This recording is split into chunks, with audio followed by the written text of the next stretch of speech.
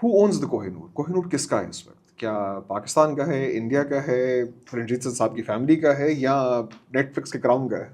I think Netflix के crown का is the right answer. And also I think the actual monarchy जिनके crown में लगा हुआ है वो. Because even though Pakistan has also sent out claims regarding the Kohinoor, India ने भी over the years claims किए हैं कि we need it back, it's something of ours that was taken. अब the British, अब आप इस debate में जाते हो ना अगर of returning artifacts that have been taken during colonialism, तो British Museum तो खाली हो जाए. होना चाहिए जी, एल्गिन मार्बल्स चाहिए वापस करें. There is a really big debate about it because कुछ जगह तो ऐसी हैं, अफ्रीका में कुछ जगह, I'm forgetting the name, but they took a lot of the artifacts, the carved stones, and then there were a lot left, and they burned the rest. गोरों ने कोई कम जुल्म तो नहीं किया ना दुनिया के ऊपर. Definitely not. I think I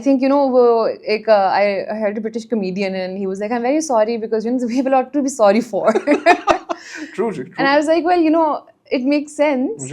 But at the same time, वही बात है, it happened. उससे आगे भी चलना चाहिए. But वही बात कि कोहिनूर के केस में आपको, have you heard the story of how the Kohinoor was actually taken out of India? क्या जो डाक में डाल के भेज दिया था उन्होंने? डाक में डाल के नहीं भेजा था. अच्छा, किस तरह भेजा था? एक पूरा covert secret mission था of smuggling the Kohinoor out of India because they didn't want the public to know कि Kohinoor is going out of India.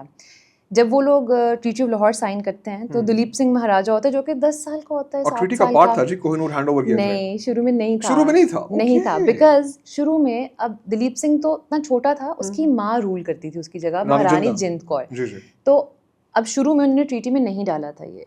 कुछ अरसे बाद उन्होंने महारानी जिंद कौर को कैद किया, अपने बेटे से दूर किया, फिर उन्होंने ट्रीटी में ऐड किया, एक एडिशन किया कि कोहिनूर एज अ गिफ्ट दिया जाएगा दिलीप सिंह की तरफ से क्वीन को.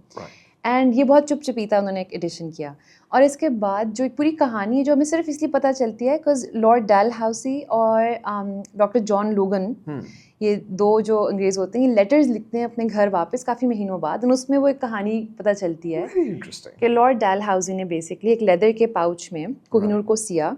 उन्होंने एक बेल्ट के अंदर सिया, वो बेल्ट के साथ सी दिया कोहिनूर. बेल्ट पहनी, बेल्ट का एक कॉलर उनकी नेक तक जाता था, वो भी बंद होता था.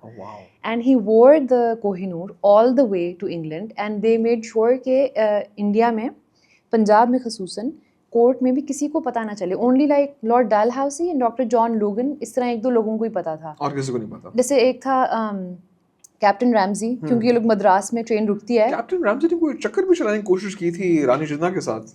ये I don't know about this story. ये यहाँ तक मैं नहीं पहुंची. अच्छा, ठीक. But basically Dalhousie then smuggled it all the way to England and handed it over to the Queen himself. Covert operation, बिल्कुल. Because they were afraid, in their letters they talk about कि अगर लोगों को पता चलता है कि the Kohinoor is being taken out of Punjab, there might be an upheaval, there might be a revolt. I see. So we need to keep it really hush until it's out of India. तो they were very, तो अब इससे हिसाब लगा लें कि how these artifacts have been gathered throughout the world. Fascinating. ये title है शेर पंजाब. आप किसको देंगी, रंजीत सिंह साहब को या जावेद मियादाद को? मैं आई वुड से मैं किसी को भी नहीं देती. ये आई थिंक हिस्ट्री ने दे दिया है टाइटल रंजीत सिंह को. उसको मिल गया.